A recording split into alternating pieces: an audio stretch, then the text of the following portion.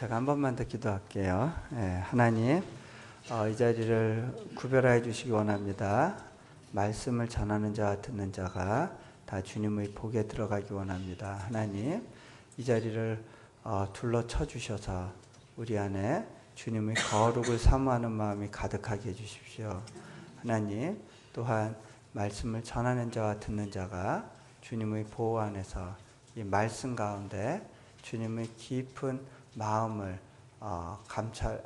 통찰할 수 있도록 주님 우리를 열어주시기를 소망합니다.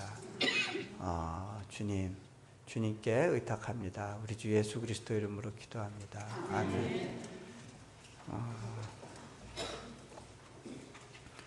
제가 2007년, 2008년 이때 좀 외부 일정이 많았습니다. 그래서 외부에서 이렇게 집회를 갖는 시간들이 많았는데 그러다 보니까 이제 제가 집을 떠나는 일들이 많아졌습니다. 하루는 제가 아이들한테 얘들아 아빠가 또 내일 멀리 좀 나갔다 와야 돼. 그러니까 아이들이 실망한 표정으로 저를 보면서 이야기했습니다. 아빠 또요? 네. 제가 좀 아이들을 달래주고 위로해주고 싶어서 이렇게 이야기했습니다. 얘들아 아빠가 이번에 어디 갔다 올 때 한국 들러서 올 건데 너희가 좋아하는 이마트에서 아빠가 선물 하나씩 사가지고 올게. 그랬더니 아이들이 아빠 신나라 빨리 갔다 오세요.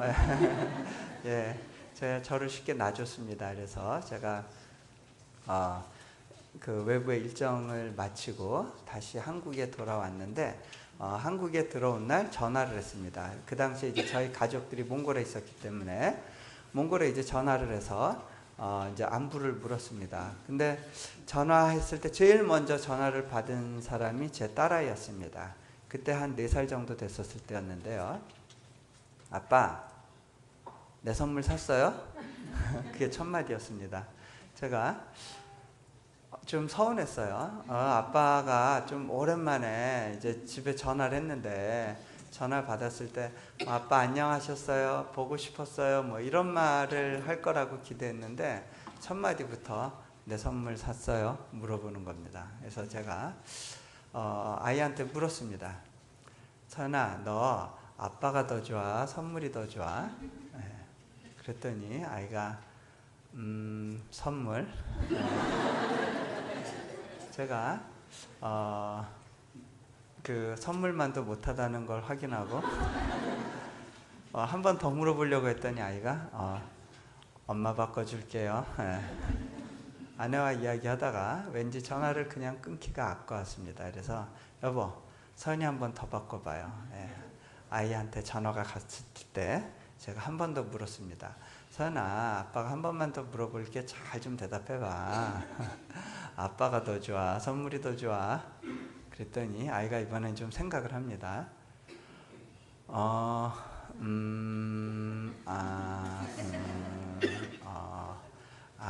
선물. 제가 선물만도 못하구나 다시 확인하고 전화를 끊고 난 다음에 좀 곰곰이 생각하게 됐습니다. 뭐가 문제지? 분명히 이게 질문을 보면 질문 자체가 불공평한 거였어요. 아빠와 선물은 비교 대상이 아니었습니다. 왜냐하면요, 아빠를 가지면 선물은 그냥 따라오게 돼 있기 때문입니다. 하지만 아이는 그 아빠보다 선물이 더 좋아 보였어요. 왜 그랬을까?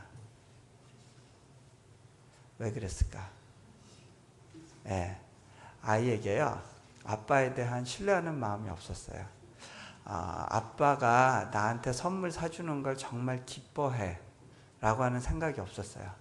아빠가 누군지를 몰랐기 때문에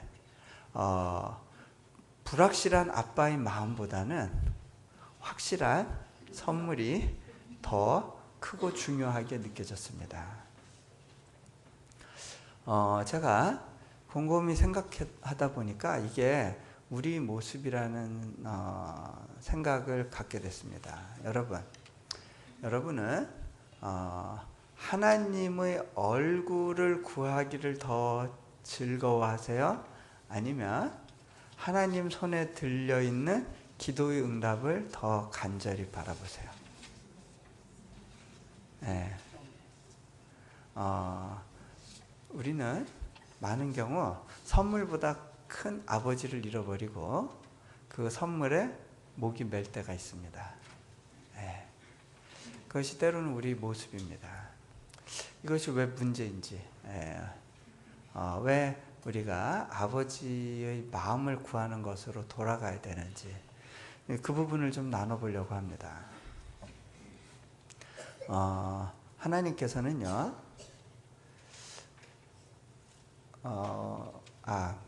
그 전에, 자, 이 세상의 종교를 보면요, 이 세상의 종교는 주로 뭘 이야기하느냐면, 이 선물에 대한 이야기를 많이 합니다. 너희가 하나님을 믿으면 이런 것을 선물로 받아. 선물에 대한 관심을 통해서 신에 대해서 이제 관심을 갖도록 유도하는 경향이 있습니다.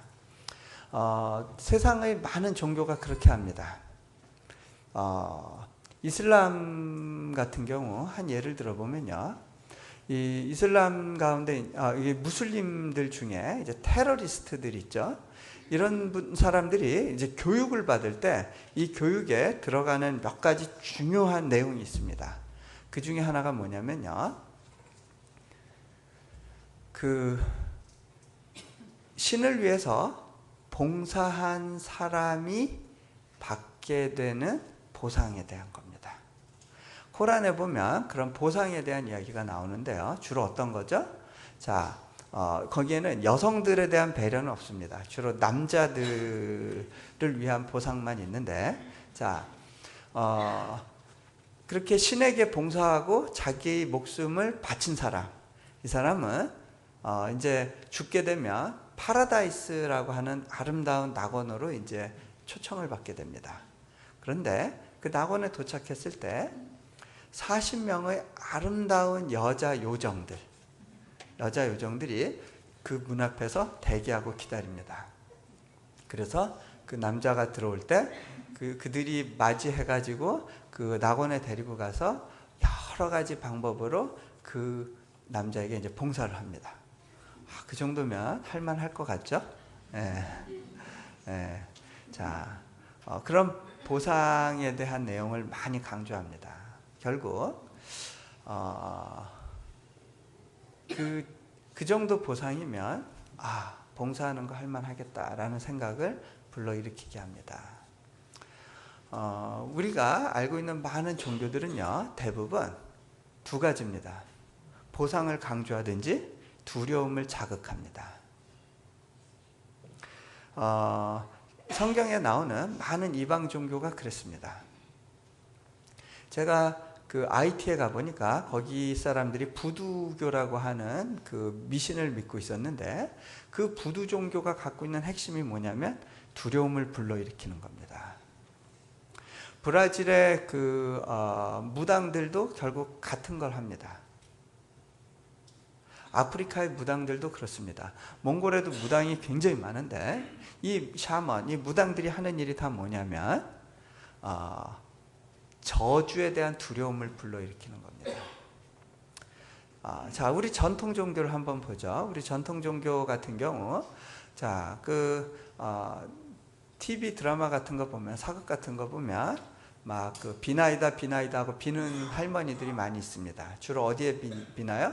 막 지성수 떠놓고 빌죠. 천지신명한테, 또는 산신령한테, 또는 뭐 삼신할머니, 이런 존재한테 빕니다. 비나이다 막 기도하는데, 자, 그걸 보고 우리는 와, 새벽마다 저렇게 물 떠놓고 지극정성이다, 이렇게 얘기합니다. 그러면서 하는 말이 있습니다. 지성이면 감천이지. 우리가 이렇게 정성을 다하면 하늘을 감동시키게 되고, 그 감동시키는 이유가 뭐예요? 그걸 통해서 내가 원하는 걸 받아내는 겁니다. 자, 이렇게 삼신할머니한테 비는 할머니가 그렇게 비는 이유가 삼신할머니를 사랑하기 때문인가요? 삼신할머니가 너무 좋아서 그 존재하고 늘 같이 있고 싶어서 그렇게 비는 걸까요? 그렇지 않습니다. 그죠? 실은 삼신할머니가 나도 너 좋은데 같이 있을까? 그러면 부담스럽습니다. 그렇죠? 예. 무당이 굿할 때 무당이 좋아서 무당 데려다 굿하는 거 아닙니다. 그죠? 무당이 부리는 신이 나랑 늘 같이 있어주면 좋겠어 이런 건가요? 그렇지 않습니다. 우리가 원하는 건, 자, 사람들이 원하는 건 신이 그 무당이 부리는 그 신한테 어떻게 좀 잘 구슬러서 잘 보이고 잘 이렇게 원하는 걸 들어줘서 내가 원하는 것을 보상받겠다. 이것이 우리 전통 종교가 갖고 있는 기본적인 어떤 지향입니다. 자, 그런데요, 우리가 자칫하면 하나님을 믿을 때 그런 동기로 하나님을 구하고 그 상태로 머물러 있을 수가 있게 됩니다. 그런데 하나님을 믿는다는 건요, 근본적으로 다른 것입니다. 자, 어떻게 다른가?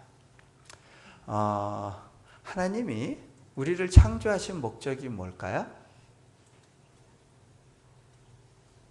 네? 네? 교제하기 위해서. 예. 예. 대화하기 위해서. 예. 또. 예. 예. 영광 돌리기 위해서. 예. 예. 예. 굉장히 핵심적인 이야기들을 정확하게 말씀해 주셨네요. 보통 이렇게 찬양팀 같은 경우는 찬양 받으시기 위해서 뭐 이런 표현을 쓰기도 합니다. 영광 받으시기 위해서, 찬양, 영광 이런 표현들을 우리가 즐겨 쓰는데, 자, 그런데 우리가 때로는 이 영광, 하나님의 영광 받으신다는 게 어떤 의미인지 잘 모를 때가 있어요. 하나님이 무엇으로 영광 받으시는가? 자, 영광 받으시는 하나님, 무엇으로 하나님이 영광을 받으시나? 제가 예를 들어드리겠습니다. 많은 경우 우리가 영광 그러면 뭘 생각하느냐면, 제가 요번에 미국 오기 전에 한국에서 잠시 있었던 시간이 있었는데, 그때 TV를 틀었는데요, 아이돌 스타가 딱 나왔는데, 앞에 나오니까 막 사람들이 막 박수를 치더라고요. 막 환호를 하고 있는데, 그때 그 박수 소리를 더 크게 하기 위해서 막 이랬습니다. 예. 그러니까 사람들이 그거에 맞춰서 박수를 더 크게 열렬히 치게 됐습니다. 자, 그런데 하나님이 영광 받으신다 그럴 때 우리가 자칫하면 그런 모습을 생각하기 쉽습니다. 하나님의 영광은 그런 것이 아닙니다. 박주영 선수 같이 골을 잘 넣는 축구 선수가 돼서 결정적인 순간에 슛을 딱 하고서는 이제 그 십자가 세레모니를 한다, 아니면 기도 세레모니를 한다. 그러면 하나님이 그런 것으로 영광 받으시는구나. 우리가 이렇게 생각을 합니다. 물론 이것도 하나님의 영광 받으시는 방법이긴 하지만 우리는요, 하나님께 영광을 돌리기 위해서 그렇게 탁월하고 다른 사람들의 주목을 받는 사람이 되어야 되는 건 아닙니다.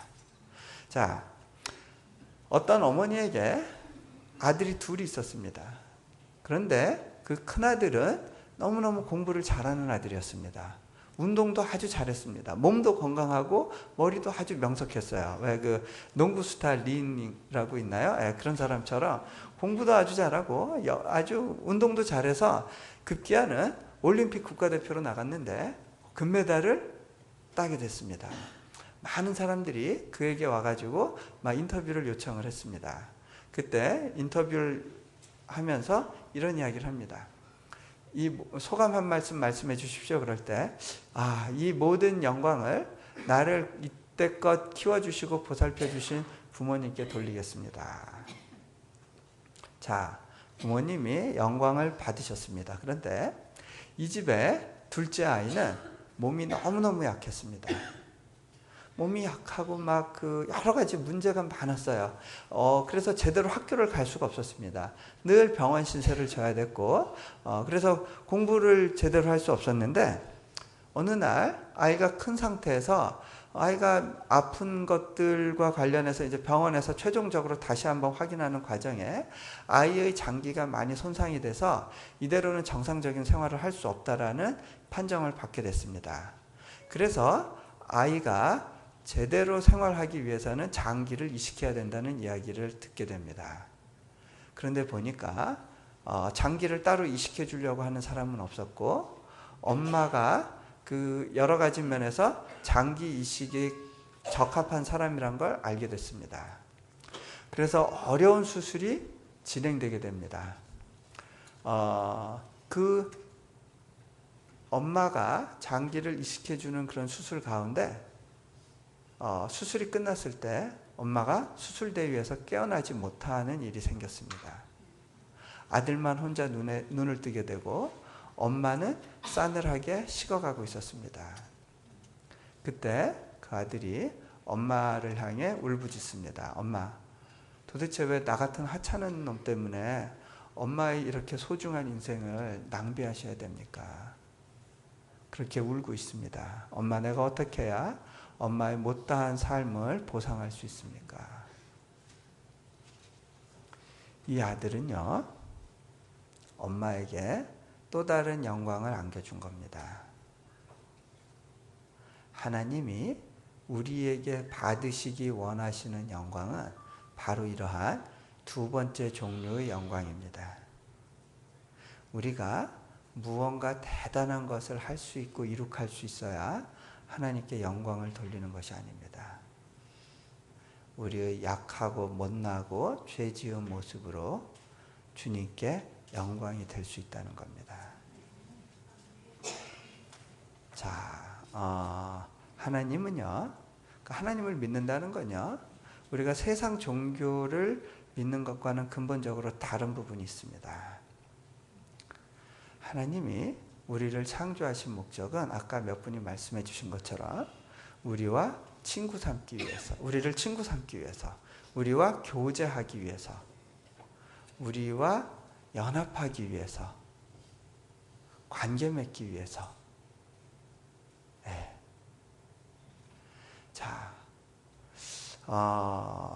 이 관계가 핵심입니다. 하나님이 천지 창조하실 때 어떤 분들은 이야기합니다. 이 창세기를 보니까 하나님이 좀 외로운 듯 보였어요.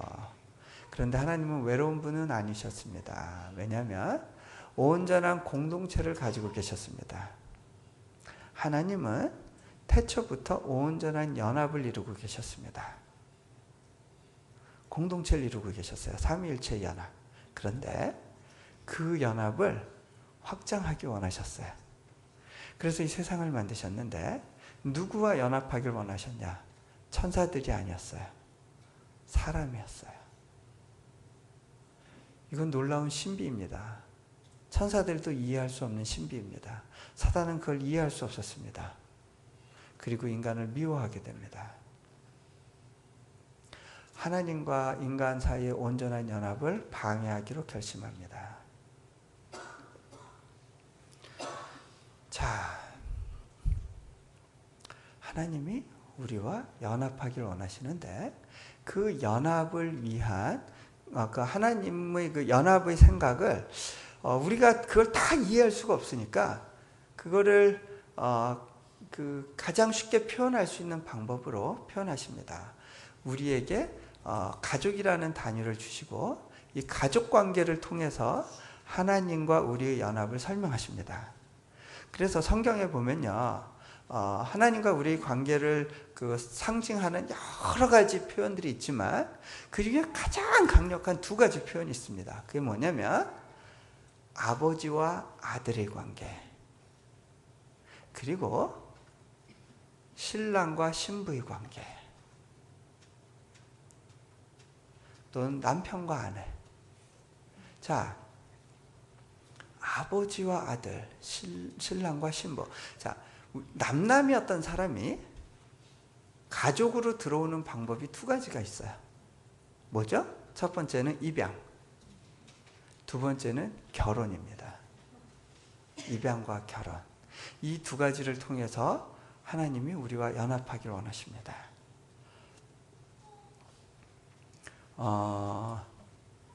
아버지가 아들로 우리를 부르신다. 자, 근데 딸이라는 표현을 안 쓰십니다. 왜 아들이라고 그러실까요?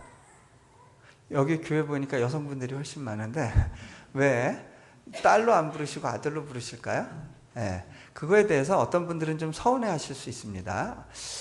왜 그 여자들이 더 열심히 있는 것 같은데 왜 그 사랑하는 아들아, 그 느낌이 이상한데 왜 아들이라 그러시지? 나는 배제되는 건가? 나는 그 교회 안에서 2등 교인이란 말이야? 네, 불편하실 수 있는데, 자, 왜 아들이라 그러느냐? 자, 아들은 그 유대 풍습에 유산을 상속받습니다. 선물을 받습니다.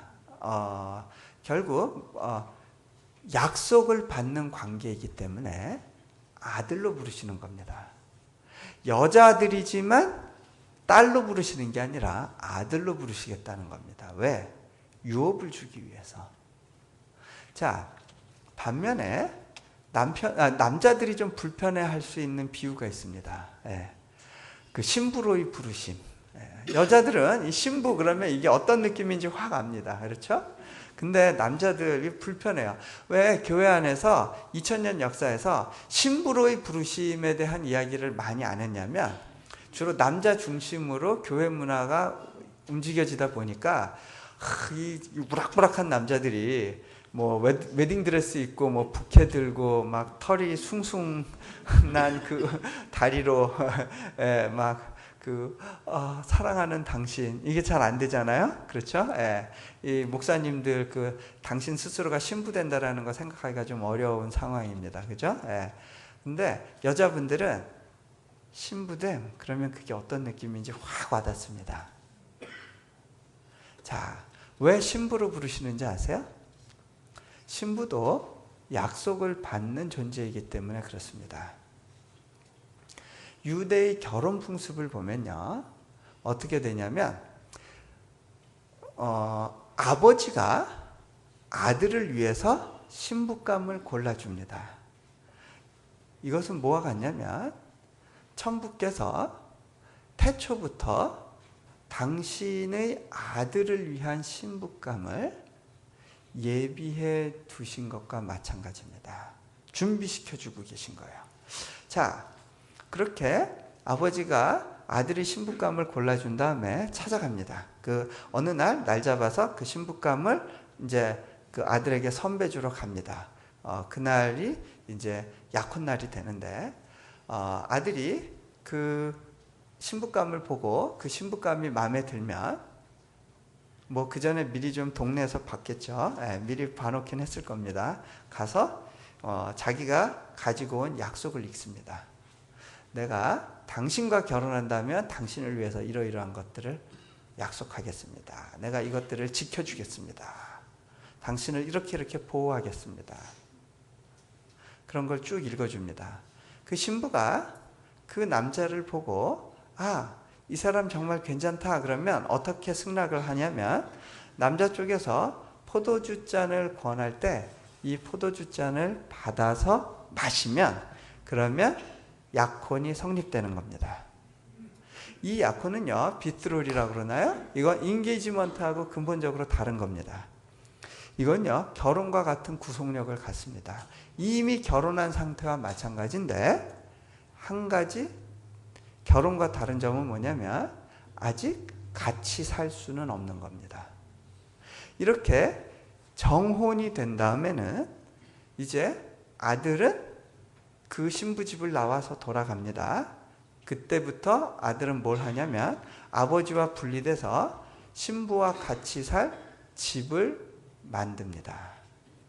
그 집을 준비하는 시간이 적어도 한 1년 정도 걸립니다. 때로는 2년, 3년 걸릴 수 있습니다. 그것은 기약이 없습니다. 신부는 그때까지 기다려야만 됩니다. 그 남편이 준비될 때까지.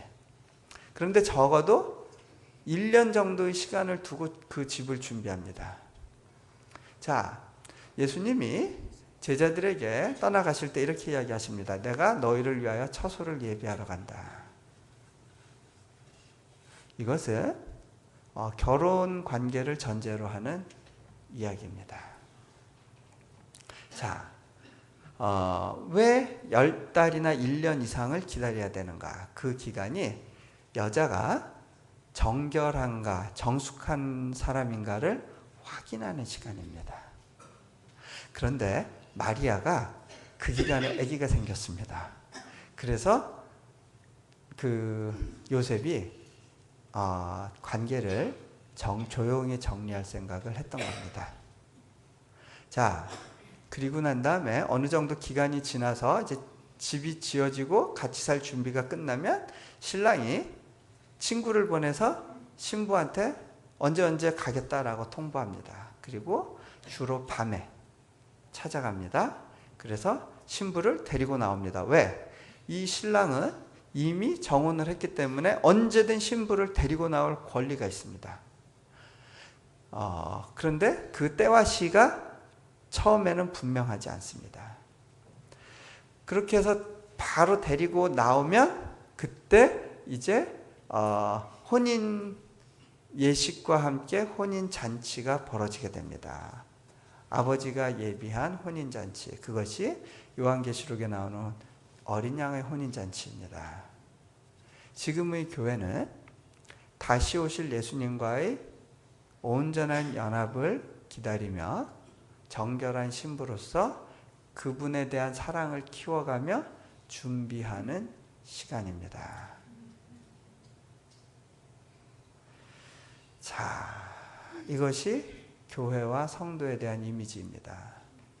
하나님을 믿는다는 건요, 단순히 복을 구하고 그러는 차원의 문제가 아니라 온전한 연합에 대한 기대입니다.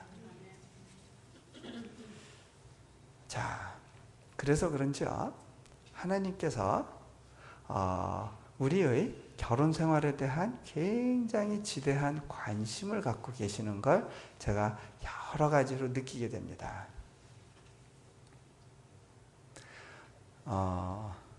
결혼 생활이요, 우리가 생각하는 것보다 훨씬 중요합니다. 그래서 제가 어느 교회에 가서 이 교회에 뭐 장로님이나 그 임직자분들의 그 신앙 정도를 확인하려면 어떻게 하면 되는지 아세요? 제가 주로 첫 번째로 보는 것이 그분 사모님의 얼굴을 확인합니다. 얼마나 그 표정이 밝은가. 예. 교회의 분위기도 대체로 그 표정을 보면 드러납니다. 예. 이제 뭐 얼굴 피셔도 이미 늦었습니다. 예. 갑자기 막 얼굴을 막 이렇게 땡기시는 분들, 예. 이미 다 파악됐습니다. 예. 편안하게 들으세요. 예. 자, 한 번은요, 제가 아내를 바라보면서 좀 이렇게 한숨이 나왔던 적이 있었습니다. 왜 그랬냐면, 아내가 그 선교지에서 한때 어려운 시간을 보냈었는데, 그것을 이제 지나서 극복하는 과정 가운데 우리가 있었는데, 어느 순간 제가 이제 하나님께 이런 기도를 했어요. 하나님, 우리 부부에게 신혼의 감정을 돌려주세요. 그랬는데 이게 하나님의 타이밍은 제가 원하는 타이밍하고 좀 다르다는 걸 나중에 알게 됐습니다. 저에게는 신혼의 감정이 왔는데 정작 아내에게는 그 감정이 오지 않았습니다. 엇박자가 나니까 너무 힘들더라고요. 네, 그런데 그 무렵 제가 아내를 보면서, 아내가 이제 그때 이제 저희가 아이가 둘이 있었을 때입니다. 벌써 두 아이의 엄마가 돼가지고 너무 씩씩한 여전사가 돼 있는 거예요. 그러고 나서 생각해 보니까 결혼 전이나 결혼하고 나서 이렇게 신혼 시기 동안에는 아내가 참 애교가 많았었다는 생각이 들었어요. 막 그래서 저희가 미국에 처음 왔을 때 미국에선 다 그러는 줄 알고 길 가다가도 막 이렇게 저를 껴안고 막 뽀뽀해 달라고 그러고 그랬었거든요. 그렇게 용감하게 그렇게 했던 그 사람이 어느새 그런 걸 다 잊어버렸어요. 언제 그런 적이 있었냐는 듯. 어느새 너무너무 씩씩해져 버리니까 제가 아내한테 한 번은 이야기했습니다. 여보, 그 많던 애교 다 어디 갔나? 그 애교 좀 돌려줄 수 없나? 제가 그런 질문을 한 적이 있었는데 아내가 정색을 하면서 여보, 바랄 걸 바라야지. 그거는 내 자존심이 무너지지 않는 한 불가능한 일이니까 기대하지 마세요. 딱 잘라 얘기했습니다. 자, 그런데요, 저는 왠지 그 대답에 좀 아쉬웠어요. 하나님께 기도했습니다. 하나님, 뭐 좀 어떻게 안 될까요? 그러고 시간이 좀 흘렀습니다. 며칠 지났을 때 어느 날 한국에서 전화가 왔어요. 저희 그 후배 중에 저희 가정을 위해서 기도해주는 이제 자매가 있었는데 이 자매가 아내한테 전화를 했습니다. 아내가 전화를 받았을 때 이렇게 묻습니다. 언니, 혹시 요즘 이용규 선생님하고 관계에 좀 어려움이 있나? 좀 불편한 게 있어? 아니, 우리 그런 거 없는데, 잘 지내는데 왜? 근데 이상하네. 하나님이 기도를 시키시는데 두 사람 관계를 놓고 그렇게 많이 중보하게 하시네. 그래?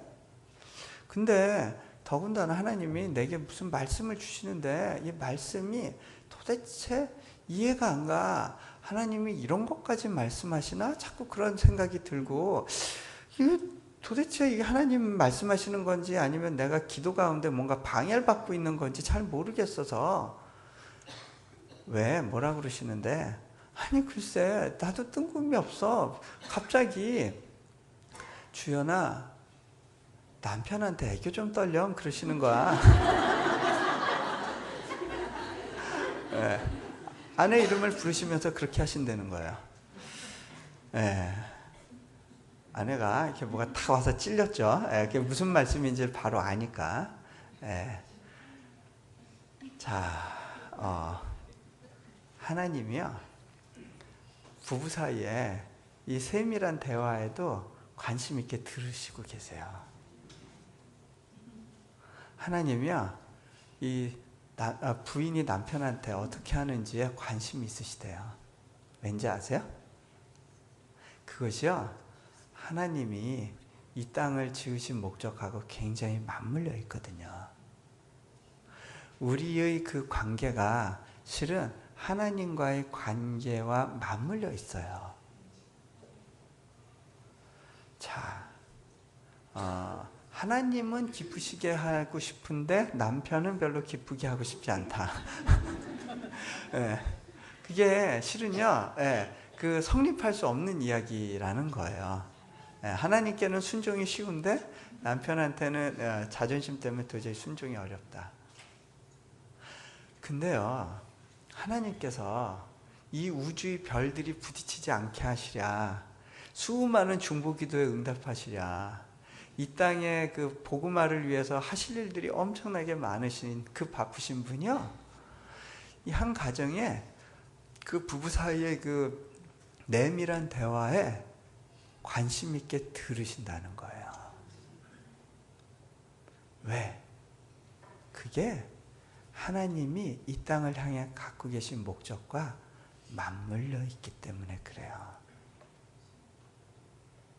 자, 그런데요, 아내는 그렇게 하나님의 음성을 간접적으로나마 들었지만 여전히 남편한테 애교 떨 생각이 전혀 없었습니다. 자존심이 상하는 거예요. 하나님은 왜 남편 편만 들어? 지금 내 상황이 지금 그럴 상황이 아니잖아요. 그럼 아시잖아요. 지금 내 상황, 내 마음 아시잖아요. 지금 그런 거예요. 근데 그러고 또 오랜 시간이 지났어요. 어느 날 아내가 어느 기도 모임에서 기도하고 있는데 하나님이 너 이제 집으로 돌아가라는 말씀을 주셨어요. 그래서 아내가 기도하다 말고 이제 먼저 가야 되겠습니다 하고 집으로 돌아왔어요. 아이들 재워놓고 이제 혼자 침대에서 마무리하면서 기도를 하고 있었습니다. 그때는 제가 없었어요. 제가 외부 일정으로 나가 있었고 아내 혼자 이제 기도하고 이제 잠을 청하는데 하나님께서 그 마지막 기도하는 가운데 말씀을 주셨어요. 그게 뭐였냐면 사랑스러운 아내가 되렴. 두 번째 말씀이었어요. 그런데 그때 아내가 마음이 녹았습니다. 왜냐? 하나님에 대해서 하나님 왜 남편만 챙기세요? 그런 마음이 있었는데 하나님께서 아내가 혼자 조용히 기도할 때 찾아와 주셨어요. 남들과 같이 기도할 때 그런 말씀을 들으면 아내가 당황할까 봐. 남편이 옆에서 자고 있는데 혼자 기도하다가 그런 음성 들어도 불편하죠. 더군다나 남편을 통해서 이야기한다. 그럼 막 더 이렇게 힘들었을 텐데 자기 혼자 조용히 구별된 시간을 갖고 있을 그때 하나님께서 조용히 찾아와서 말씀하실 때 그 마음이 녹고 마음이 열리면서 회개가 이렇게 시작될 수 있었다고 그런 이야기를 저한테 나중에 전해줬습니다. 하나님께서요 이런 일에 관심이 많으시대요. 자, 하나님은 우리와 연애하기 원하시고요. 우리와 결혼 관계로 이어지기를 원하세요. 그런데 우리는요, 많은 경우 하나님 좀 불편하거든요. 건드리지 말아주세요. 그죠? 예. 내가 주일 예배는 참석해 드릴게요. 예. 그리고 많이 봐드려서 힘들지만 새벽 기도까지 해드릴게요. 그 이상은 좀 건드리지 말아주세요. 11조. 그래요. 11조까지 해드릴게요. 그러니까 요거는 내 영역이에요. 좀 건드리지 말아주세요. 불편해요. 안 도와주셔도 되니까 방해만 하지 말아주세요. 그러죠? 예. 자, 누가 주로 이렇게 하나 보면 이제 모태신앙들의 특징입니다. 예. 모태신앙들 주로 보면 하나님에 대한 믿음은 없는데 교회에 대한 믿음, 주로 주일 예배에 대한 믿음은 있습니다. 특별히 주일 대예배. 예. 그래 늦게 와도 좋으니까 축도는 웬만하면 받고 가야 돼. 뭐 이런 거. 그 다음에 조라도 교회 가서 자는 게 나아. 가자. 뭐 이런 거. 예. 근데 이제 그런 맘 먹고 오면 꼭 졸리죠. 예. 자, 뭔가 이제 그 주일날 예배 빠지고 딴짓 했다가 뭔가 좀 안 좋은 기억이 있으면 그래 내가 예배를 빠져서 그래. 예배에 대한 믿음이 확고해요. 그런데 자, 이런 분들 보면 제가 참 안타까운 마음이 있습니다. 왠지 아세요? 자, 이렇게 졸면서 교회 나오는 이유가 뭘까요? 보상 때문에 그렇죠. 천국 가고 싶어서. 그런데 그분들 그 천국이 어떤 데인지를 잘 모르시는 것 같아요. 이 천국은 영원히 예배하는 곳이에요. 그 지겨운 거를 그분들 참 어떻게 할까 참 마음에 좀 안타까움이 있어요. 어떡할까.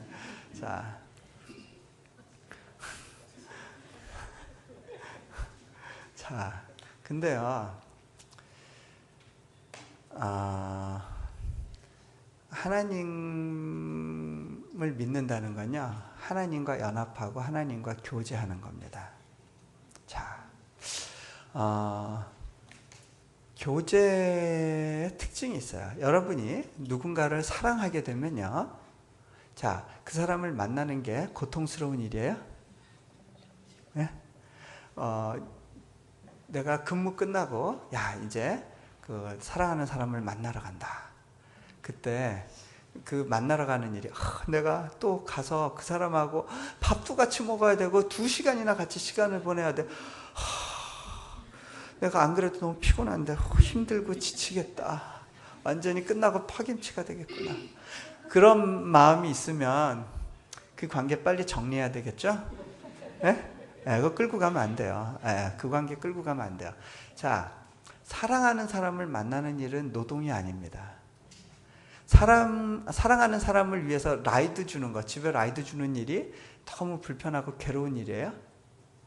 그러면 빨리 정리해야 됩니다. 예. 사랑하는 사람을 위한 봉사는 노동이 아닙니다. 그건 기쁨입니다. 자, 그런데 보면요, 이 하나님과의 결혼 생활을 어떤 식으로 하는 분들이 많으냐면, 여자는 북한에 남아있고 남편은 월남해서 서로 떨어져 살아요. 서로 죽었나 살았나도 좀 생사 확인도 잘 안 돼요. 뭐 그런 분들 있죠. 하나님 정말 살아계시는 거 맞습니까? 예, 살아있는지 죽어있는지 잘 모르고 가끔 가다가 이산가족 상봉 통해서 편지 한 장 받아서 뭐 사랑하는 당신 편지 받으면 이제 그때 한번 보고 살아있구나. 그리운 당신 하고, 그리고 또 뭐 한번 울고 짜고 그러고 또 이제 또 한참을 또 그냥 잊어버리고 살고. 그게 결혼 생활인 경우가 있어요. 어떤 분들. 그건 정상적인 생활이 아닙니다. 그렇죠? 하나님을 믿는다는 게 그런 게 돼서는 안 돼요. 그 에베소 교회를 보면요, 에베소 교회에 대해서 그 예수님이 책망하시는 것이 나옵니다. 요한계시록에 보면 뭐라 그러냐면, 자, 너희가 참 나를 위해서 애썼던 걸 내가 기억한다. 그런데 너희를 책망할 것이 있나니 너희가 첫사랑을 잊어버렸다. 첫사랑을 잃어버린 것은요, 책망받을 일입니다.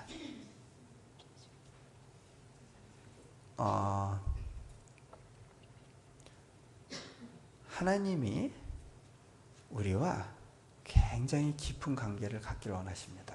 제가 한 가지 이렇게 경험한 게, 한 번은 몽골에 저희 몽골 국제대학교에서 사역자들을 위한 집회가 열렸습니다.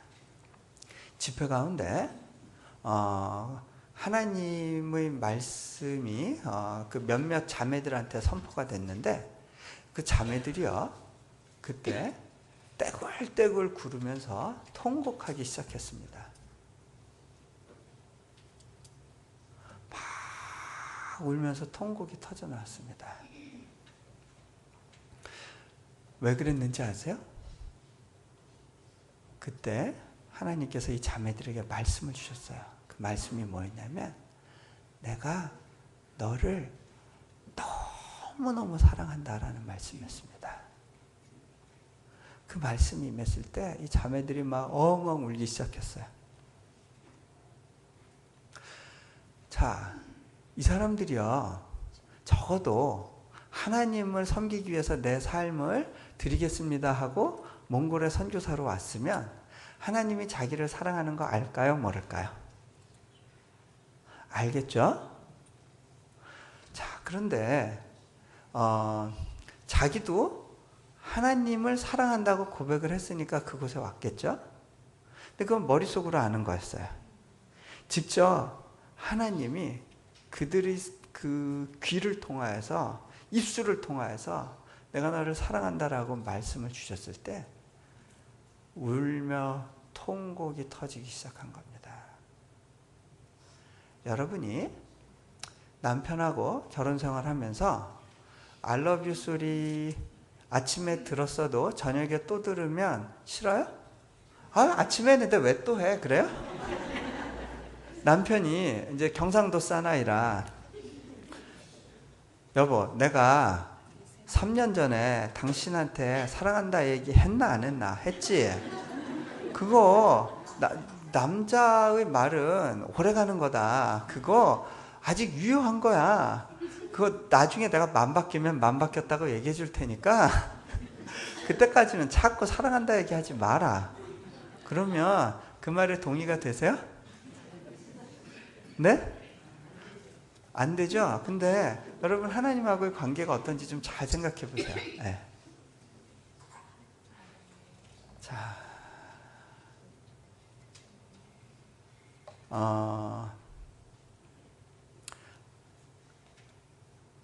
하나님과 여러분이 정말 실제적인 관계 속에 들어가고 있는가? 이 서구의 그 신학은요, 계약관계 이런 걸 강조합니다. 그런데요, 우리가 결혼 생활하면서요, 서로 막 엄청 싸워가지고 이혼하자라는 말이 이제 입 밖에 나오려고 하는 그런 순간, 딱 그 결혼 증명서 들이대고 우리 결혼했다 아닌가? 그렇게 강조하는 게 그 위기를 극복하는 데 도움이 돼요? 예? 그때 도움이 되는 건 뭐죠? 함께 했던 시간들이죠. 함께 했던 추억이겠죠.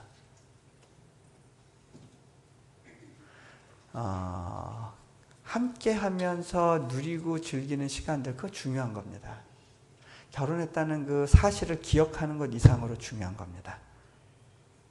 그렇죠? 예. 세상이 우리에게 주는 거짓말이 많이 있습니다.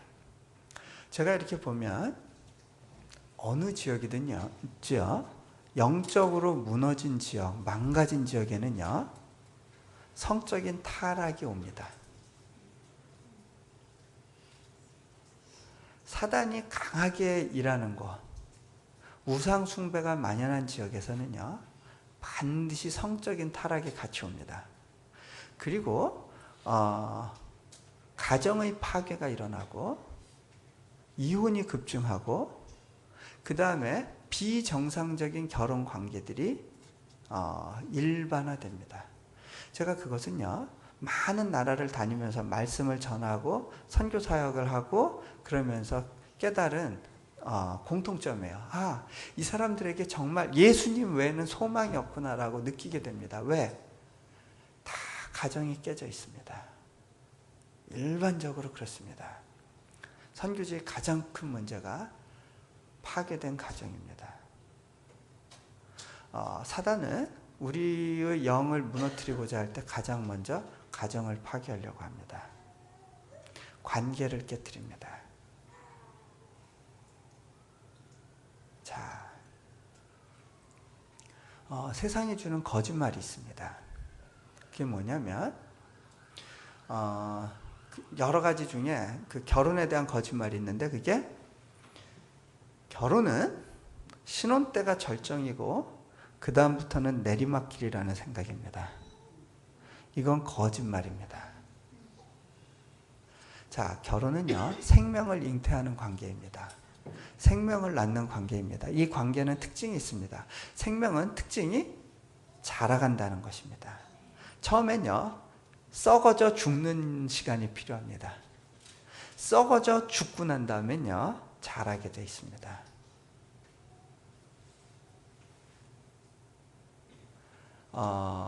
하나님과의 관계도 마찬가지입니다. 여러분이 만약에 나도 10년 전에 뜨거운 적이 있었어. 나도 그때는 좀 뜨거운 경험을 했어. 네, 그런 분들 있죠? 자, 그런데 지금은 그런 거 없어. 맹숭맹숭해. 그 얘기는 무슨 얘기예요? 어쩌면 처음에 그 감격도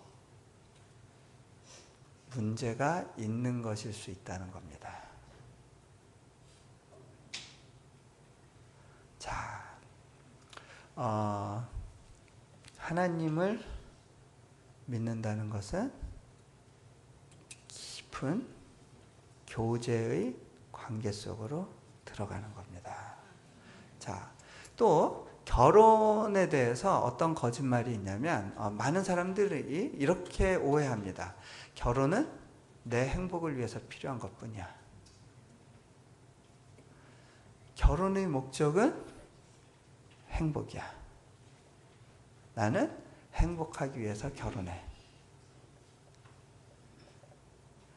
이게요, 맞는 말인 것 같죠?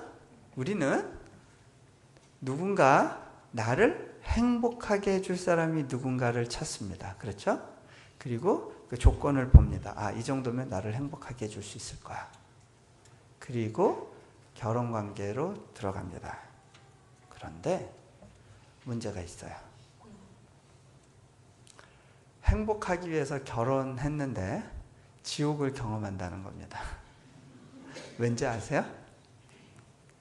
자, 나를 행복하게 하기 위한 결혼은 반드시 전쟁을 치르게 됩니다.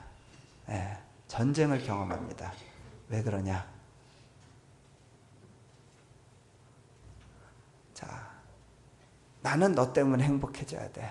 저 사람도 나도 너 만나서 좀 행복해졌으면 좋겠어. 예, 서로가 행복을 위해서 만납니다. 서로가 지금 뭐가 비어 있는 거예요. 채워져야 돼요. 그래서 내 필요를 채우기 위해서 상대방을 봅니다. 지금 서로 배가 고픈 거예요. 배고픈 사람 눈에 뭐밖에 안 보이는지 아세요? 먹잇감. 먹을 거밖에 안 보여요. 그죠? 너 때문에 내가 행복해져야 되거든? 서로 잡아먹습니다. 예. 서로 물고 뜯습니다. 예. 전쟁이 벌어집니다. 결혼의 온전한 목적은요, 연합이에요.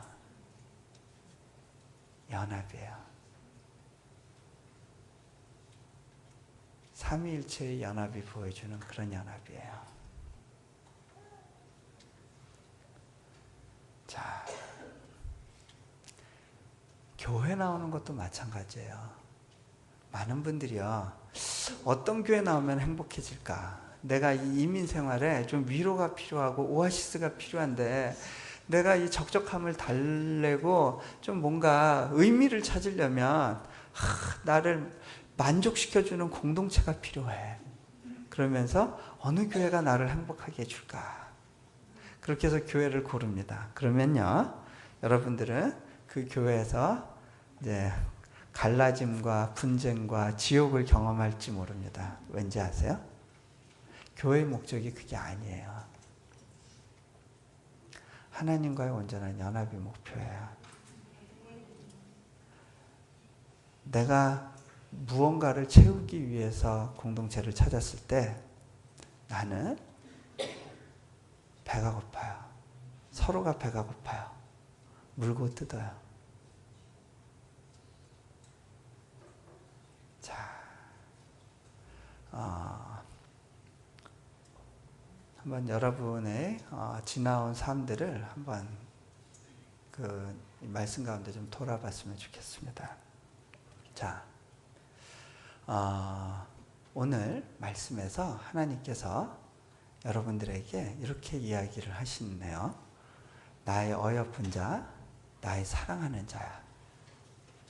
나와 함께 같이 가자. 하나님께서 이 바쁘실 그분이, 우주를 창조하신 그분이 여러분과 연애하자는 거예요. 로맨스를 갖자. 나와 좀, 너 지금 해결되지 않은 그런 부분들 있지? 마음속에 깊숙한 갈증이 있지? 네가 사랑에 굶주려 있지 않니?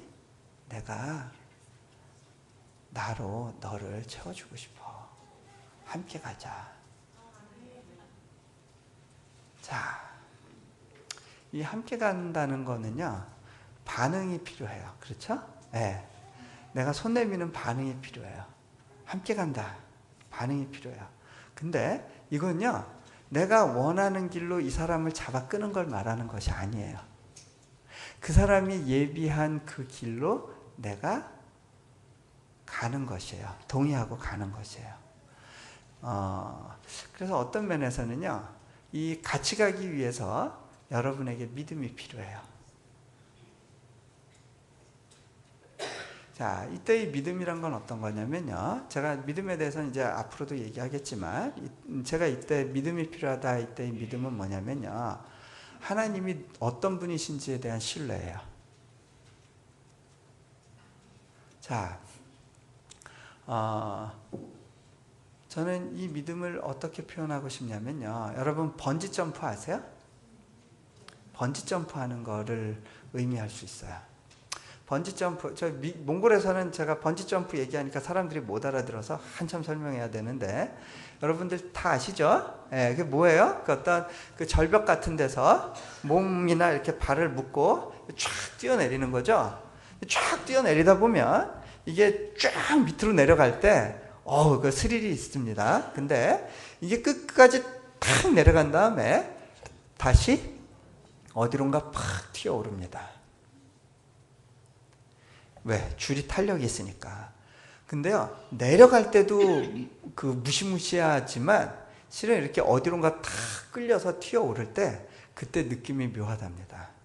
내가 스스로 가는 곳을 결정하는 것이 아니라 뭔가 어떤 불가항력적인 어떤 힘이 나의 몸을 팍 채서 끌어간다는 느낌을 받을 때 그때 굉장히 느낌이 좀 불안하기도 하고 묘하답니다.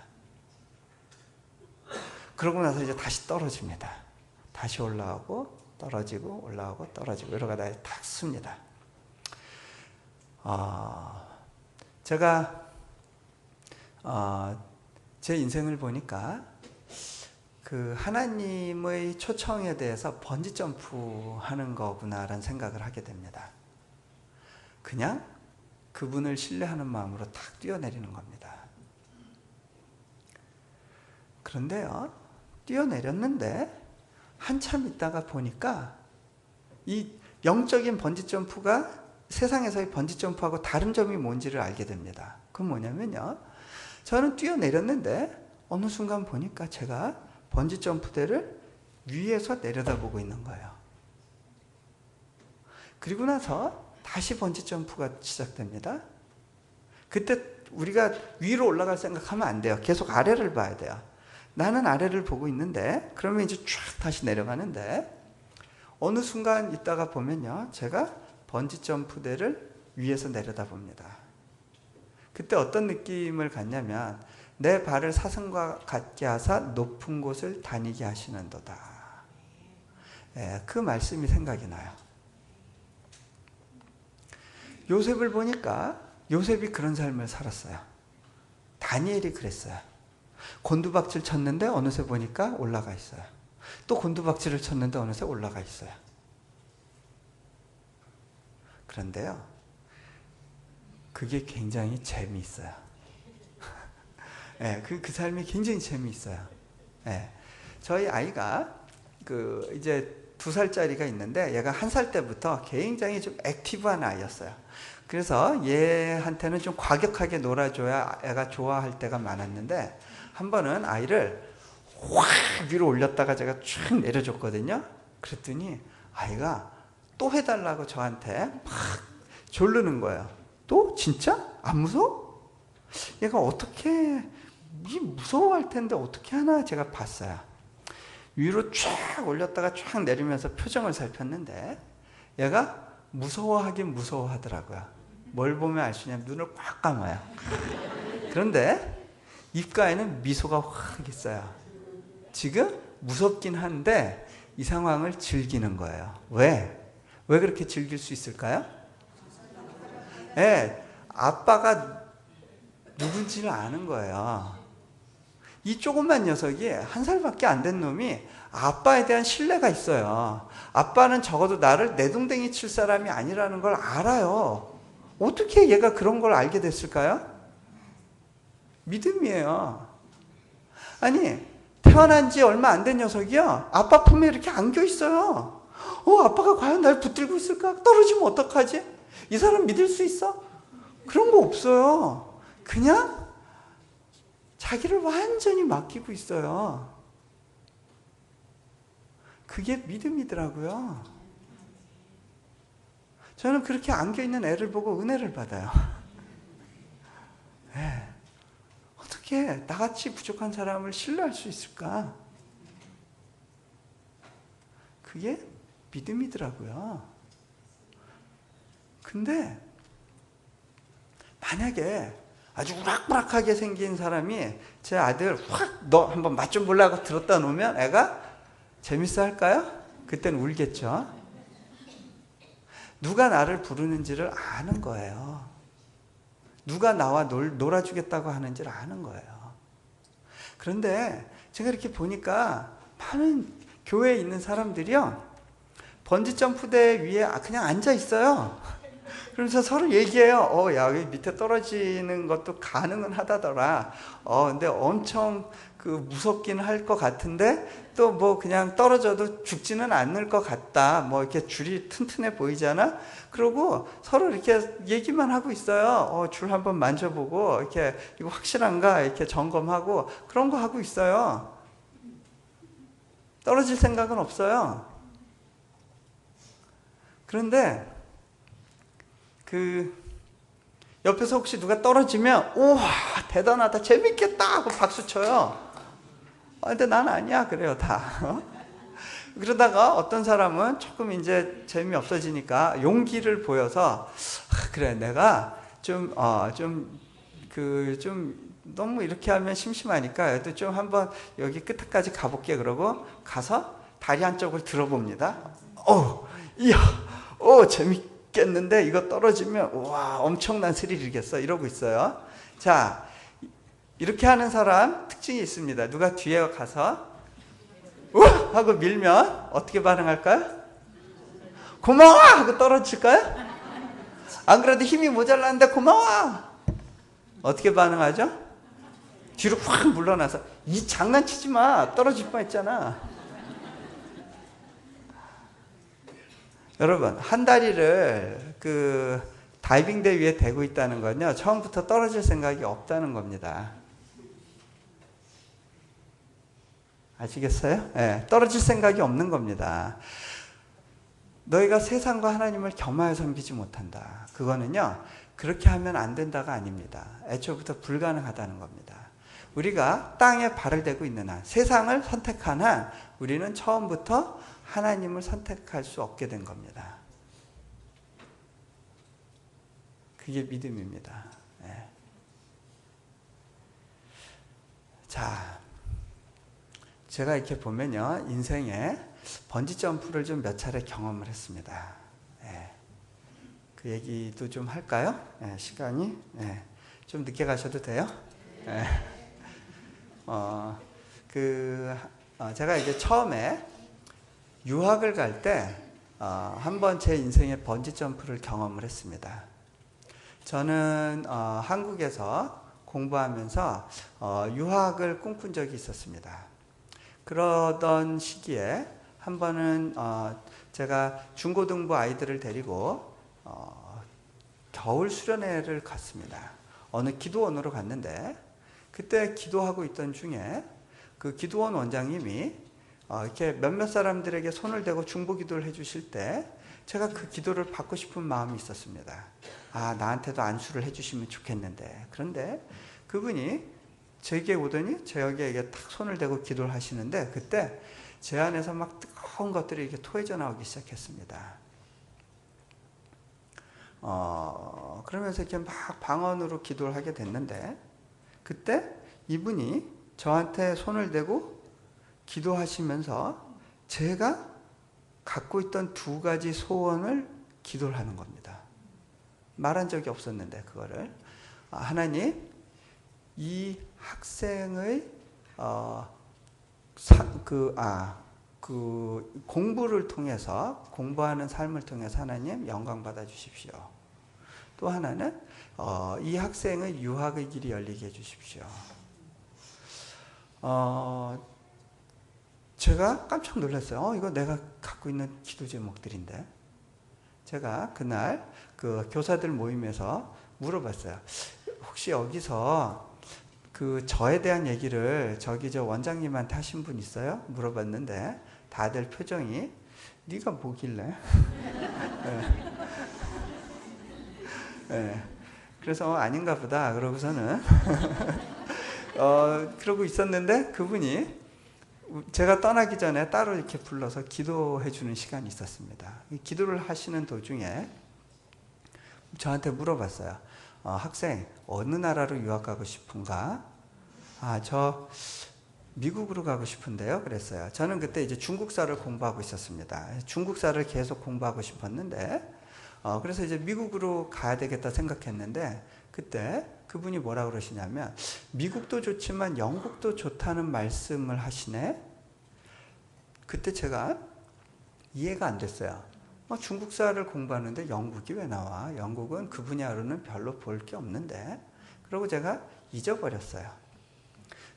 그런데 이제 제가 장학금 시험이 돼서 이제 말씀드릴 때가 됐다 그러고 교수님을 찾아가서 저 유학 가고 싶습니다. 그렇게 얘기했을 때 교수님이 펄쩍 뛰면서 이제 반대를 하셨습니다.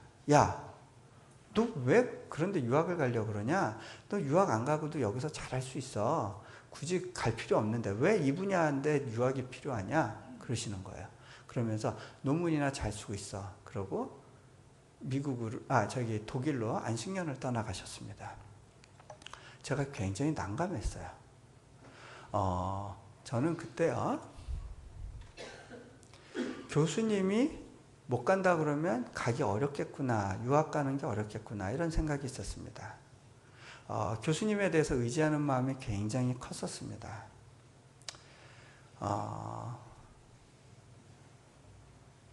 우리가 때로는 하나님을 믿는다고 하면서 다른 것을 믿고 더 신뢰할 때가 많습니다.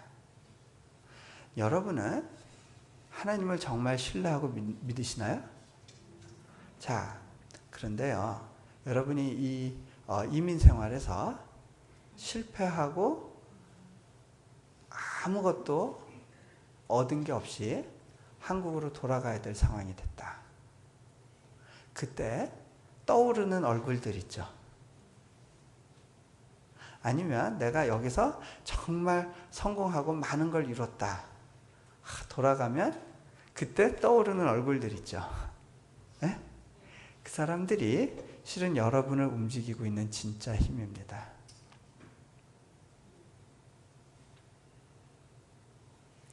자, 우리가 때로는 하나님을 신뢰합니다 하지만 하나님보다 다른 것을 더 많이 생각하고 의지할 때가 있습니다. 저는 그때 교수님이 그런 분이었던 것 같아요. 하나님께 기도하고 있던 어느 날 교수님이 안식년 중에 다시 한국에 들어오셨어요. 잠시 들어오셔서 저를 만나자고 했습니다. 그러더니 이런 이야기를 했습니다. 자네 그렇게 유학 가고 싶은가? 그러면 한번 중동 지역사를 공부해보면 어떤가? 이거는 새로운 분야고 한국에서 굉장히 필요한 분야일 수 있는데 자네가 이 분야를 하게 되면 유학 가는 보람도 있고 또 우리 쪽에서도 보내주는 명분도 있고 좋을 것 같은데, 그렇게 이야기를 하셨어요. 그러면서 뭐라 그러시냐면, 이 분야로 유학을 간다면 미국도 좋지만 영국도 좋겠는데, 제가 기도 중에 들었던 말씀이에요. 뭔가가 있구나 라는 생각을 하게 됐습니다. 그래서 이 부분을 놓고 기도하기 시작했습니다. 기도하던 중에 하나님께서 제게 성경 구절 하나를 기억나게 하셨습니다. 그것은 아브라함에 대한 이야기였는데 히브리서 12장인가요? 거기에 보면 이런 이야기가 있습니다. 아브라함이 부르심을 받았을 때 갈 바를 알지 못하고 떠났다는 말씀이었습니다. 근데 갈 바를 알지 못하고, 이 말씀이 제게 확 다가왔습니다. 그렇구나. 이게 믿음이구나. 믿음은 내가 다음에 어떻게 가고 이거를 다 확인하고 그리고 안전장치 다 해놓고 돌다리 두드려보고 그러고 가는 것, 그게 믿음이 아니구나. 주님이 인도하신다라는 사인이 있을 때 그냥 걸어가는 거구나. 제가 그리고 나서 중동 지역사를 공부하겠다고 생각을 했습니다. 그런데요, 저는 그 분야에 대한 사전 지식이 없었습니다. 그런데 박사과정을 어플라이 해야 됩니다. 받아줄 학교가 있을 것 같지가 않았고요. 가서 공부하는 것이 쉬워 보이지가 않았습니다. 그런데 하나님께서 길을 열기 시작하셨고요.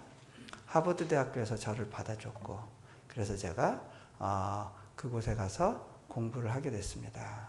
그리고 과연 내가 졸업을 제대로 할 수 있을까 두려운 마음으로 시작했는데 하나님께서 무사히 잘 졸업할 수 있도록 인도해 주셨습니다.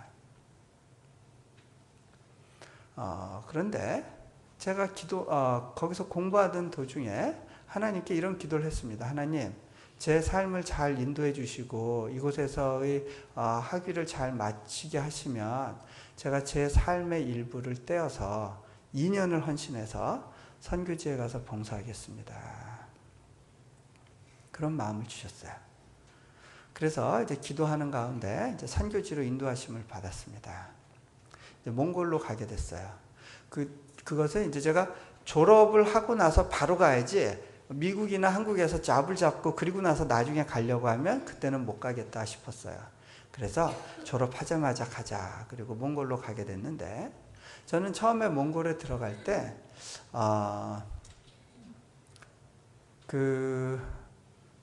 전혀 준비 없는 상태로 그냥 그곳으로 가게 됐습니다.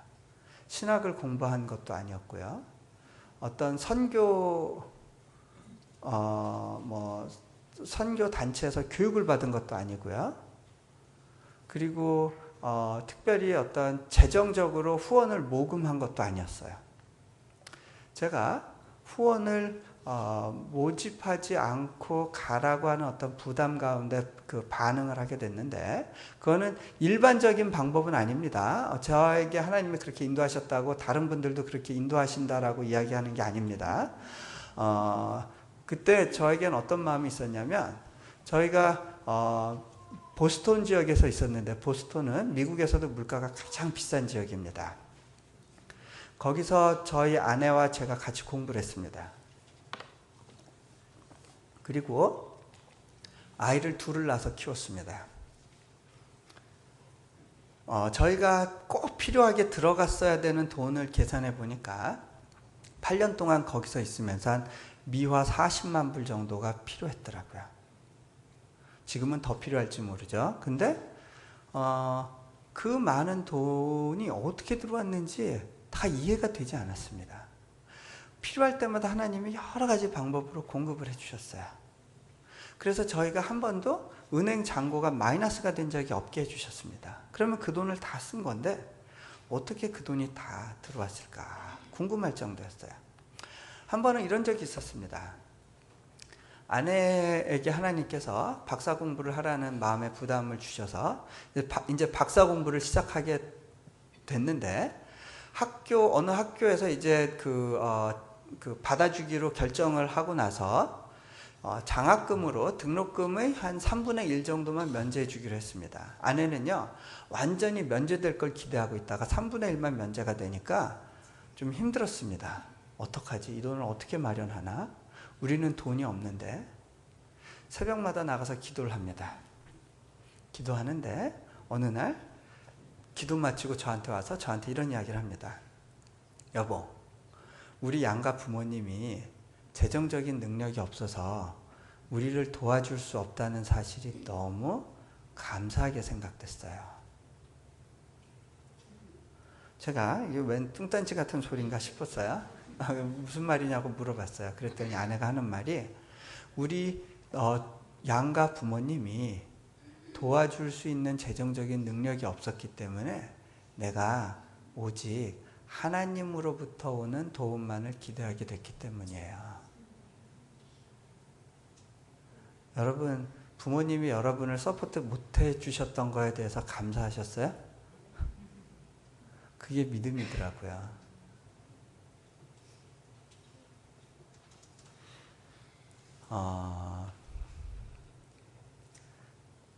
몽골에서 7년간 사역을 잘 했습니다. 예. 그리고 나서 하나님께서 어느 날 몽골을 떠나라고 하셨습니다. 제가 그곳에 가 있는 동안에 내려놓음이라는 책을 쓰게 됐고 굉장히 많은 인쇄가 들어와서 학교가 위기에 있었을 때 그 위기를 넘어가게 해줬어요. 그뿐만 아니라 책이 알려짐으로 해서 많은 사역자들이 우리 학교로 들어오게 돼서 인력의 어려움도 해결됐어요. 그리고 아무래도 이제 제가 외부적으로 알려지게 되니까 여러 가지 면에서 사역에 필요한 부분들을 제가 도와주고 채워줄 수 있었어요. 그리고 어느새 이제 몽골의 대통령도 가끔 만날 수 있는 상황이 됐고 장관들하고도 관련을 맺을 수 있는 그런 정도로 어느 정도 거기에 이제 네트워크가 생기게 됐어요. 그러던 어느 날 하나님께서 저보고 떠나라 그러시는 거예요. 처음엔 잘 이해가 안 됐어요. 하나님, 제가 떠나면 학교 어려워질 텐데요. 그랬더니 하나님 하시는 말씀이 학교가 너를 의지하지 못하게 해라.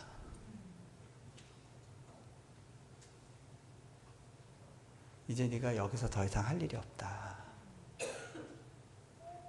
그런데 떠나라고만 하셨지 어디로 가라는 말씀을 안 하셨어요. 제가 어떻게 해야 되나 고민하다가 그러면 잠시 다음 사역지가 결정될 때까지 미국 아틀란타에 들어가서 안식년 비슷하게 있으면서 좀 이렇게 연구 작업을 하자, 그런 마음이 있었어요. 그래서 이제 들어오게 됐어요. 근데 들어올 즈음에서 하나님께서 인도네시아에 대해서 보여주시기 시작했고 말씀을 주셨어요.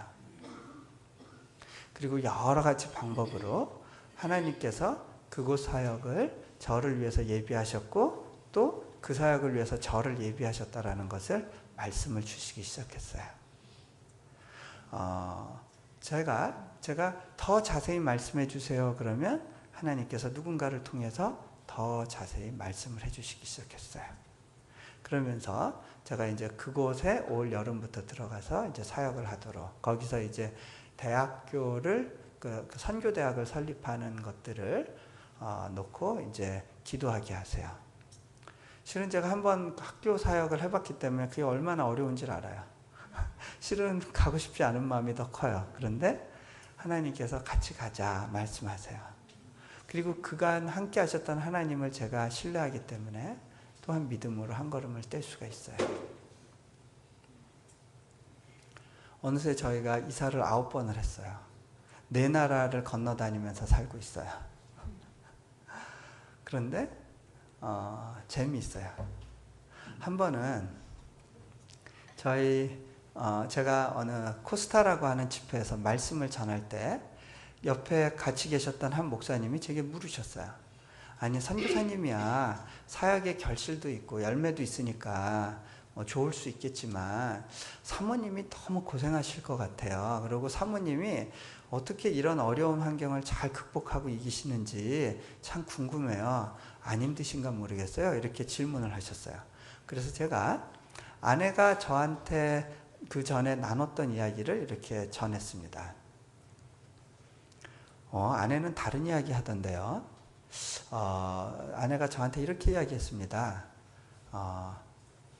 여보, 내가 미국에서도 살아보고 한국에서도 살아보고 그리고 몽골에서도 살아보니까 다 거기서 거긴 것 같아요. 정말 나를 보람되고 행복하게 하는 것은 하나님께서 나를 부르신 곳에서 사는 거라는 걸 고백하게 됐어요. 자, 제가 그 이야기를 나눠드렸더니 그 목사님이 처음엔 잘 이해를 못하시는 표정을 하셨어요. 어떻게 그럴 수가 있지?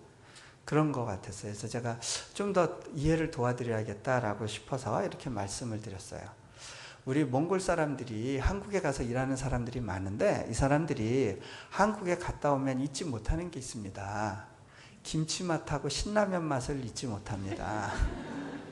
그 맛에 길들여져서 매일 또는 매주일 그걸 찾아다닙니다. 그래서 한국교회를 오고 그러는데 우리가 이 사소한 김치 하나도 맛들이고 나면 잊지를 못합니다.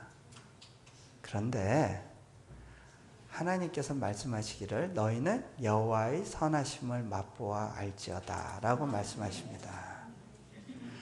여호와의 맛은 훨씬 중독성이 강합니다. 그분을 맛본 사람은 다른 것으로 만족하지 못합니다. 정말 그러신가요? 네.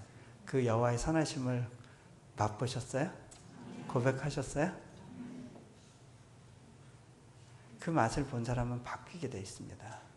우리가 때로는요, 그 진짜 맛을 못 보고, 네, 진짜 맛을 못 보고 맛 본 것처럼 맛 본 걸로 하자, 맛 본 걸로 치자 이러는 경우가 있어요. 근데 그렇게 한 걸로 치자, 거기선 힘이 나오지 않습니다. 변화의 힘이 나오지 않아요.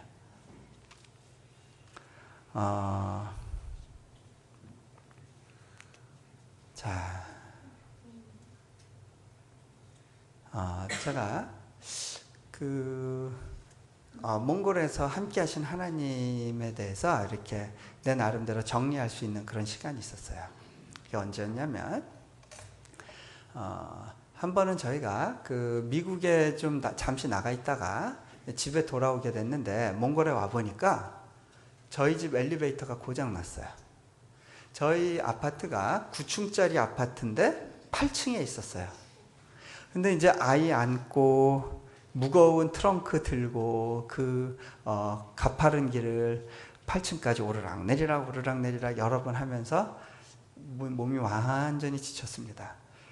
그리고 난 다음에 6개월이 지나도록 엘리베이터가 고쳐지지 않았습니다. 몽골에 재밌는 건 16층짜리 아파트가 하나 있는데 그 아파트에 엘리베이터가 없습니다. 8층에 그 구멍가게가 있는데 그 구멍가게가 그렇게 장사가 잘 된답니다. 단골 고객을 확보하고 있기 때문에. 자, 근데 이 8층 아파트 이게 엘리베이터가 안 되니까 너무 힘들더라고요. 어느 날은 애들 안고 한 명 챙기고 거기다 무거운 쇼핑 봐서 온 짐들 들고 그러고 올라가려면 너무 힘든데요. 왜 이렇게 힘들어? 이거 뭐야? 이거 아파트 이거 이사 가야 되나? 그러고 있는 어느 날 갑자기 그 아파트 복도에 전기가 다 나갔어요. 일주일 동안 그렇게 나갔는데요. 그렇게 전기가 나가 있으면요. 밤에 어떻게 해야 되냐면 핸드폰을 꺼내서 액정 화면으로 비추면서 올라가야 됩니다. 무거운 짐 여러 개 들고 애 안고 이 핸드폰 손가락 2개를 이용해서 핸드폰이 이렇게 불빛 비추면서 올라갑니다. 왜 그러냐면 거기 이제 사람들이 술 먹고 토한 거 있을 수 있고요. 그다음에 뭐 이렇게 계단 한쪽이 뭐 이렇게 무너져 있거나 이런 경우가 있을 수 있고요. 뭐 이렇게 계단이 높이가 일정하지 않고 삐뚤빼뚤해요. 그게 몽골에서 좀 제법 괜찮은 아파트가 그래요. 그러다 보니까 이제 올라가는데 이제 막 짜증이 막 납니다. 뭐야 이거 왜 이렇게 힘들어? 막 그런데 그러던 얼마 있다가 제가 제 큰 아이를 친구 집에서 이제 픽업을 해서 집에 데려옵니다. 그날 날이 많이 추웠어요. 그래서 주차를 하고 나서 거기서부터 한참을 뛰어야 되는데 아이랑 손을 잡고 제 주머니에 얘 손이 얼지 않게 집어넣어주고 그 언 손을 이렇게 꼭 붙잡고 같이 뜁니다. 그래서 이제 아파트 입구에 들어왔어요. 그리고 나서 이제 그 계단을 오르내립니다. 이제 깜깜해도요, 저희가 대강 보고 이렇게 잘 다닙니다. 몇 번째 계단이 좀 높고 이런 걸 다 외웠습니다. 그래서 이렇게 아이랑 계단을 올라가면서 이런저런 얘기를 합니다. 동현아, 아빠가 모처럼 네 손 잡고 가니까 너무 좋다. 너 손 따뜻해지네. 야, 아빠가 행복하다. 그러면서 제 얘기를 두런두런 하면서 올라갑니다. 그런데 이렇게 보니까 몇 층쯤 올라왔나? 한 2층쯤 올라왔을까? 그러면서 딱 불빛을 비췄는데 거기에 팔자가 써 있습니다. 벌써 저희 집 층까지 다 올라온 거예요. 이거 뭐야? 벌써 다 올라왔어? 갑자기 아쉬움이 확 몰려왔습니다. 이 시간이 더 길면 좋을 텐데 왜 벌써 올라온 거야? 갑자기 제가 우리 집이 16층쯤 돼도 좋겠다. 마음이 바뀌더라고요. 이걸 위해서라면 내가 16층까지도 좋겠다.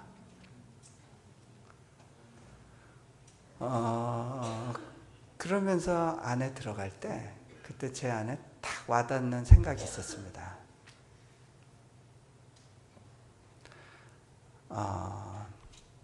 그분이 나와 함께 그렇게 걸어주셨던 거예요. 그렇기 때문에 저희 몽골에서의 7년 사역이 정말 눈 깜짝할 새 지나간 것 같아요. 너무 아쉬워요.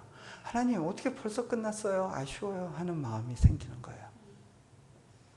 제가 독일에 말씀을 전하러 간 적이 있었는데 말씀을 다 전하고 난 다음에 지금 시간이 남아서 그 바슐리아 슐링크라고 하는 분이 사역하시던 가나안이라고 하는 어떤 기도원을 갔습니다. 거기에 이제 기도 동산이 있었는데 거기에는 이제 예수님의 고난을 묵상하도록 여러 가지 부조가 이렇게 걸려 있었어요. 그 중에 한 부조를 지나가는데 거기에는 예수님이 그 십자가에서 내려져 있는 모습이 있었어요. 그런데 보니까 예수님의 발에 십자가 그 못자국이 딱 있는 거예요. 제가 그때 그 못자국을 보면서 가슴이 뭉클해졌어요. 전에는 예수님 못 박힌 손, 가시면류관 주로 이런 묵상을 했었는데 그때는 발이 제게 확 다가왔어요. 예수님이 제게 이렇게 말씀하시는 것 같았어요. 예, 내가 너와 함께 걸었던 발이 바로 이 발이란다. 그러고 나서 보니까 그분이 나와 함께 걸어준 그 발자국에는 피의 흔적이 있었겠구나 싶었어요. 제가 제 과거를 돌아보니까 어떤 희생의 순간들이 있었어요.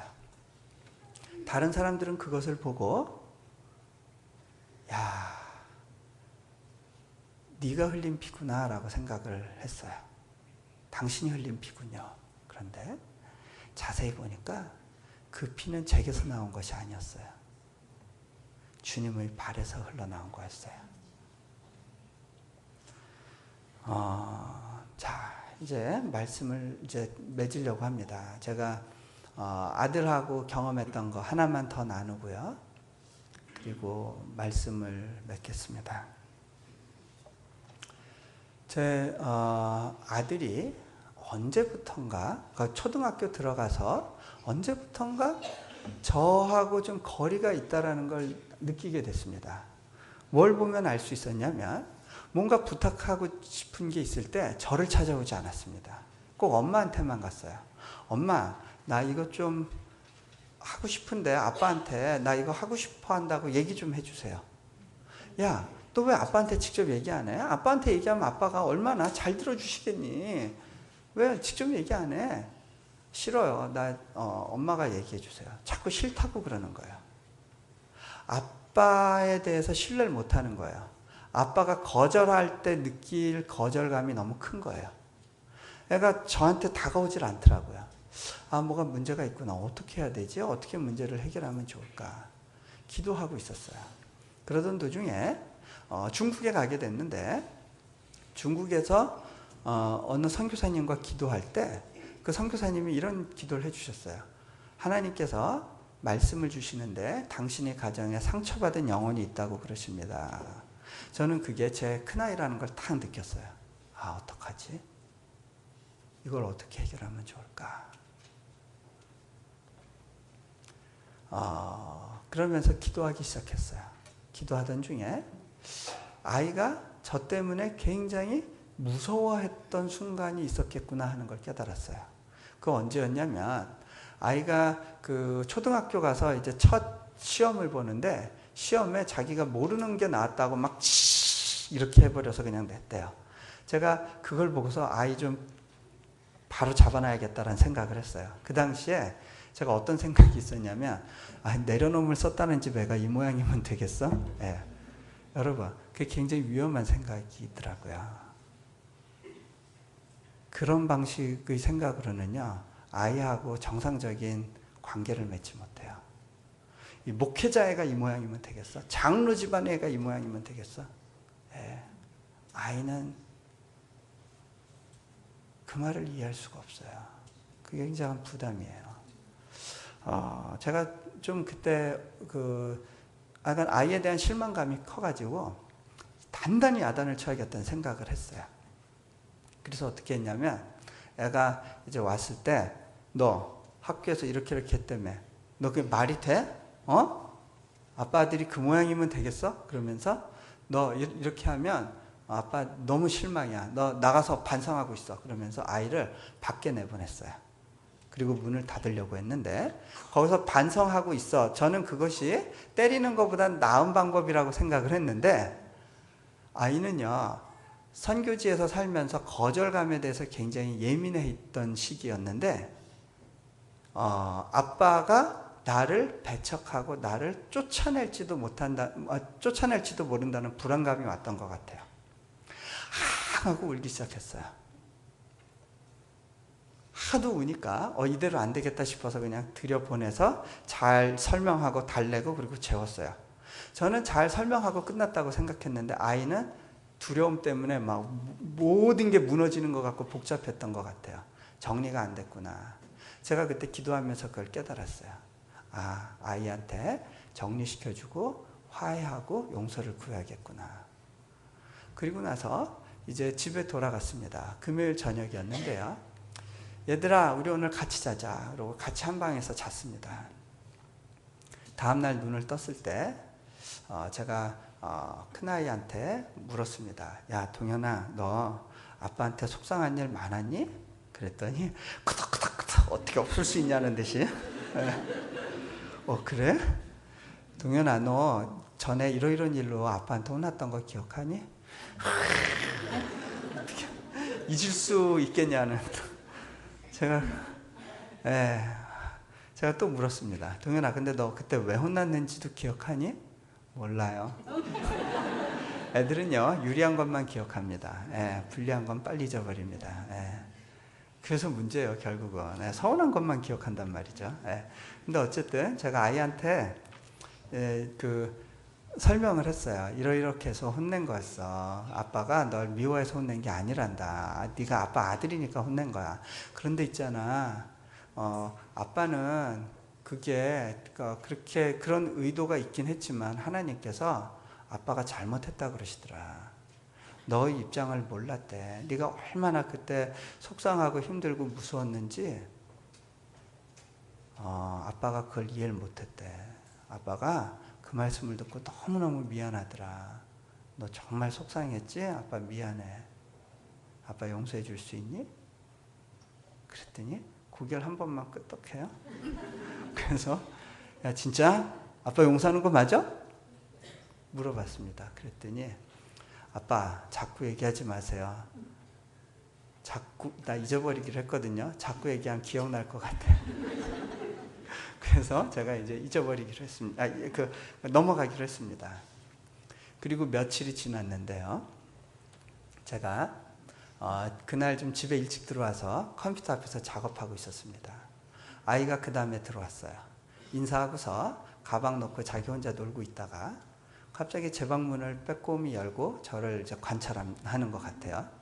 그러더니 제 방에 와서 이제 안으로 들어와서 의자에 앉아 있는 제 허벅지에 그 턱을 딱 괴고 저를 빤히 쳐다보기 시작했습니다.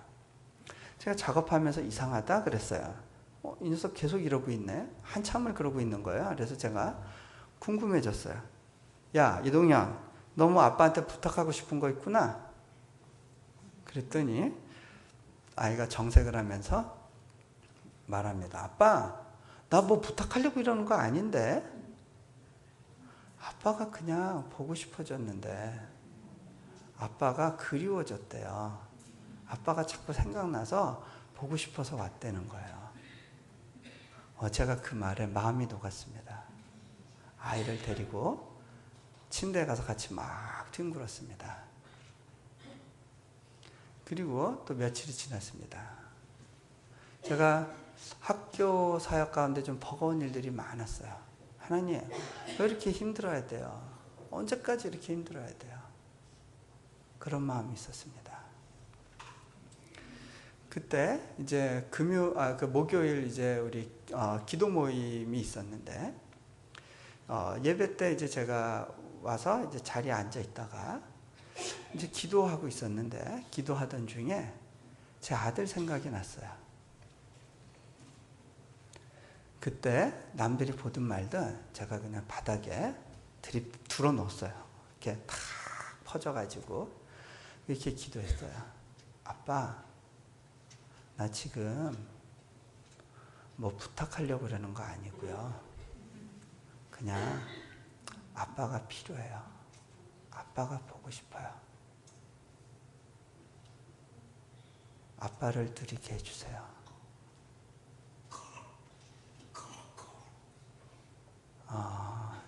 제가 그때 깨달았어요. 저에게 필요한 건 문제 해결이 아니었어요. 사역의 돌파구가 아니었어요. 나에게 필요한 건 그분의 얼굴이었어요. 그분의 마음이었어요. 그것이 제가 가장 필요로 하는 한 가지였어요. 여러분은 무엇을 구하고 계십니까? 무엇을 찾고 있습니까? 같이 기도하겠습니다.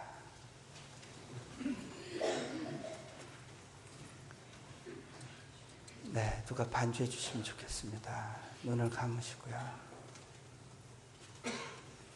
이 가운데 아빠보다는 선물이 너무 좋아 보였던 분들이 있을 겁니다. 실은 아빠는 필요 없고 선물만 있으면 돼요.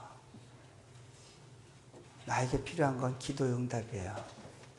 아버지, 너무 가까이 오려고 하지 마세요. 부담스러워요. 불편해요.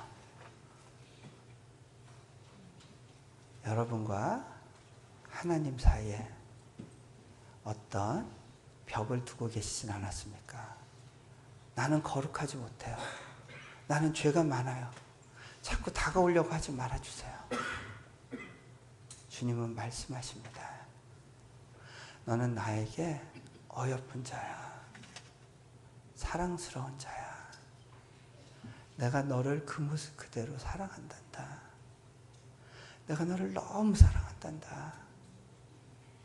너희 그 마음을 내게 주지 않겠니? 내가 너와 함께 걷기를 원한다.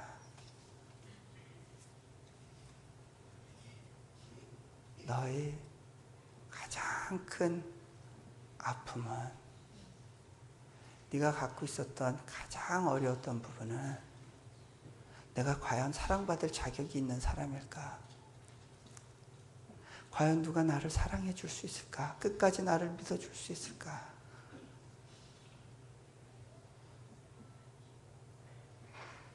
내가 너를 나의 마음으로 채우기를 원한다. 내가 너를 원한다. 이 시간 그분과 함께 비록 엘리베이터가 고장난 아파트일지라도 함께 걸어가실 용기가 마음의 준비가 되어 있습니까? 나의 어여쁜 자, 나의 사랑하는 자, 일어나 함께 가자. 그분께 여러분 고백하실 수 있겠습니까? 제 아들이 고백한 것처럼, 아빠, 내가 뭘 부탁하려고 아빠 손 잡으려고 그러는 거 아니고요. 그냥 아빠가 필요해요. 아빠가 보고 싶어요. 아빠가 나의 전부예요. 내가 아빠와 같이 걷기를 원해요. 그곳이 비록 험하고 어려운 길일지라도 내가 당신과 그 길을 가기를 원해요. 고백하시지 않겠습니까?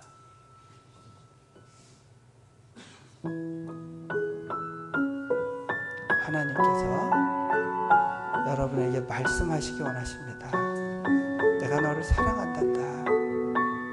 너희 그 마음의 빈 공간을 내가 안단다. 그 공간을 나로 채우기를 원한다.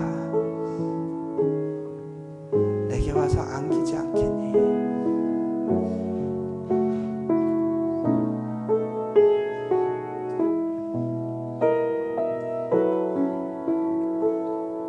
하나님, 내가 어떻게 해야 될까요?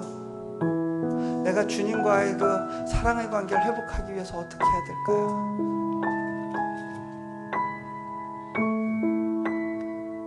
성경에 보면 롯이라고 하는 사람이 있습니다. 어느 날 시어머니가 롯에게 이야기합니다. 너